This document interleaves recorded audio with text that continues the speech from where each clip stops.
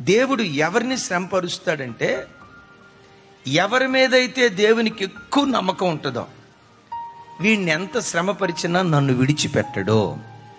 ఎన్ని ఇబ్బందులు ఈ వ్యక్తి జీవితంలో నేను అనుమతించినా ఆ శ్రమలను అనుభవిస్తూ నన్ను స్తుతిస్తానే ఉంటాడు కానీ, ఆ శ్రమలను అనుభవిస్తూ నన్ను ఆరాధించే ఆరాధికుడిగా బ్రతుకుతాడే కానీ, దేవా నాకెందుకు ఇలా చేశావు, నా జీవితంలో ఈ రోగాన్ని ఎందుకు అనుమతించావు, నా జీవితంలో ఈ అపజయాన్ని ఎందుకు అనుమతించావని ఇతడు నన్ను ప్రశ్నించడో, నా మీద తిరుగుబాటు చేయడో, నన్ను విడిచిపెట్టి దూరంగా వెళ్ళిపోడో, కలిగిన శ్రమను బట్టి నన్ను నిందించడం కానీ దూషించడం కానీ వీడు చేయడో.